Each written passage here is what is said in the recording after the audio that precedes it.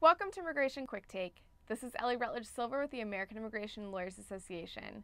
Today, President Trump released his proposed budget for fiscal year 2018, which would spend billions of dollars to increase the deportation force. Here to share more is Chen, Director of Government Relations at AILA. Greg, thanks for joining me. What are the key highlights in regards to immigration? So Trump's budget proposal includes some elements that have gotten a lot of attention already, and that includes more money for detention beds, more money for deportation agents in both ICE and CBP, as well as for his proverbial wall. What has gotten less attention and is now in his proposed budget is a major slash to the refugee program. What we are talking about is slashes that will make it difficult to settle the number of refugees into the United States that have been done in previous years. And we're looking at those numbers being brought down closer to 50,000. That's going to be a severe retreat from the U.S. humanitarian commitment to protecting refugees. Another issue that has gotten less attention is the mandatory E-Verify provision that's in his budget. He wants $22 million to begin making E-Verify mandatory. And as everybody who has tracked E-Verify knows, making it mandatory is going to severely impact major industries, including agriculture, and make it very difficult, impossible for some of those industries to operate.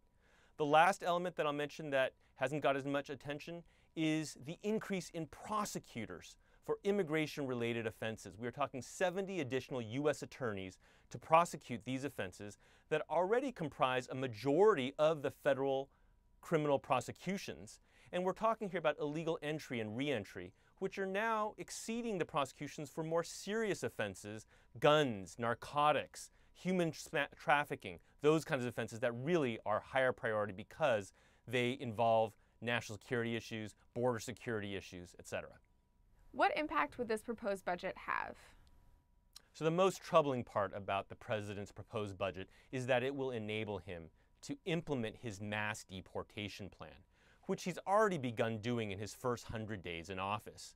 But he is now asking for funding for 51,000 detention beds. That would mean 51,000 people being detained on any given day throughout the year. That is a massive increase above and beyond what it is now. In addition, he wants $300 million more for Border Patrol agents and ICE removal officers. That's another significant increase on top of where those numbers currently stand. And the fact is that CBP at least cannot hire up to the statutory level that it's already funded for because they've had problems with hiring and retention. The bigger picture here, however, is that the border apprehension levels have been dropping for several decades and in the recent several months have dropped precipitously. So there's no justification for doing more apprehensions and more detention, except that the president is going after families, going after dreamers, going after the undocumented population, that 9 out of 10 Americans in polls say they want to have a legalized plan, a permanent legal status option for them. And the other major problem here is that the president, in his first 100 days, ICE statistics are showing that they are apprehending more families, more of these undocumented people, and the major increase in the first 100 days of apprehensions comes from people who are not criminals, and that's ICE's own statistics.